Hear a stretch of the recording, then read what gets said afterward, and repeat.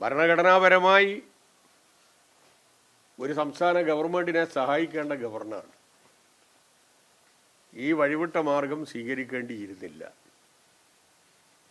ഗവൺമെൻറ്റിനെ വെല്ലുവിളിക്കാൻ, SFIക്കാരെ വെല്ലുവിളിക്കാൻ എല്ലാ പ്രോട്ടോക്കോളും മറന്ന് ഒരു പോലീസിൻ്റെ സഹായവും ഇല്ലാതെ കോഴിക്കോട് മിഠായി തെരുവിൽ അലഞ്ഞു നടന്ന ചിത്രം അടക്കം അദ്ദേഹം സൃഷ്ടിച്ചു. അതുകൊണ്ടാണ് ഞാൻ പറഞ്ഞത്, ഈ ഒരവസ്ഥയിലേക്ക് നീങ്ങേണ്ടിയിരുന്നില്ല. എന്തായാലും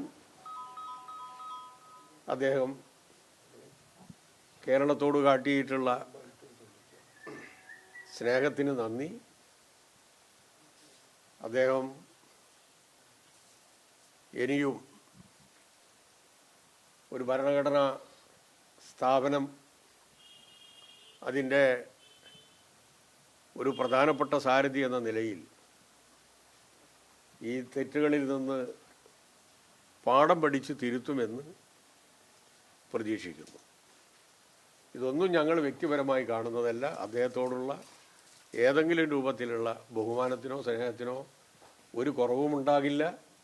ഗവൺമെൻറ്റിന് എന്തെങ്കിലും തെറ്റുപറ്റി, ഭരണഘടനാപരമായ ഏതെങ്കിലും രൂപത്തിൽ തെറ്റുപറ്റിയെന്ന് അദ്ദേഹം പറഞ്ഞാൽ, ബോധ്യപ്പെടുത്തിയാൽ അതും തിരുത്താൻ ഞങ്ങൾ തയ്യാറാണ്.